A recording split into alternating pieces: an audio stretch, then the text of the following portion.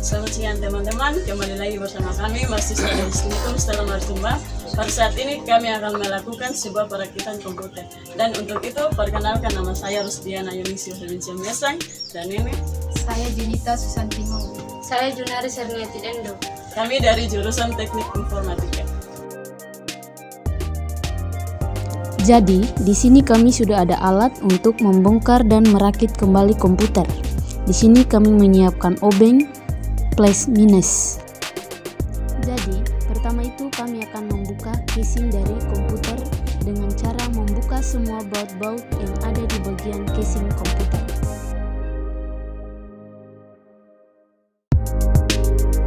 Nah, setelah membuka casing komputer, kami akan mencabut semua kabel-kabel yang ada di dalam casing.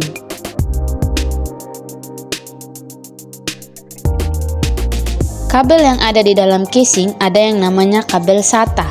Nah, kabel SATA yang fungsinya untuk menghubungkan perangkat penyimpanan seperti HDD dan driver optik ke motherboard.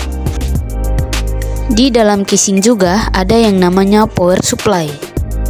Nah, cara membuka power supply, pertama kami akan mengeluarkan baut dan mencabut kabel-kabel yang berhubungan dengan power supply. Power supply ini berfungsi untuk mengubah arus dari tegangan listrik supaya tidak melebihi batas maksimal pada sebuah perangkat. Setelah kami mengeluarkan power supply, kami akan membongkar yang namanya motherboard. Pertama, keluarkan baut dan satukan di satu tempat sehingga ketika memasang kembali tidak ada yang tertinggal.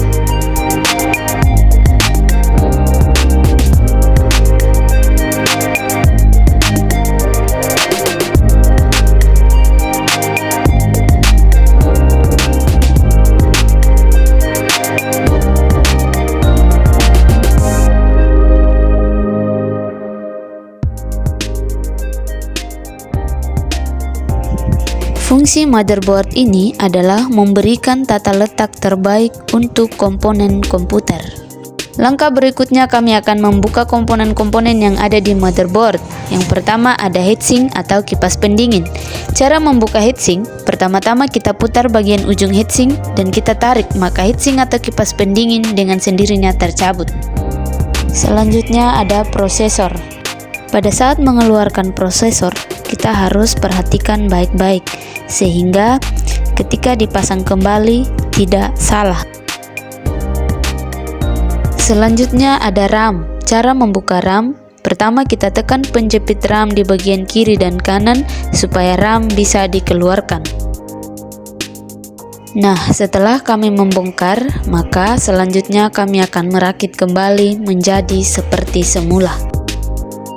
Sebelum itu, kami akan memasang semua komponen-komponen yang ada di motherboard.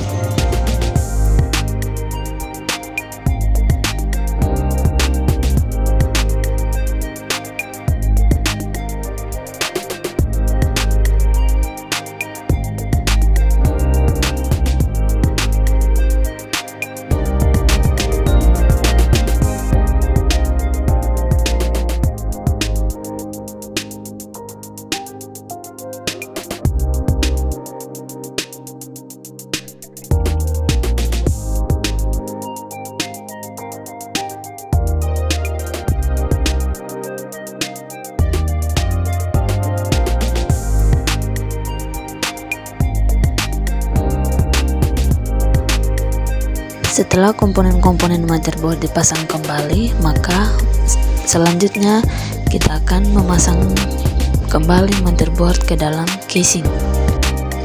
Cara pemasangannya kita harus perhatikan baik-baik sehingga baut-baut yang dikeluarkan tidak ada yang tertinggal.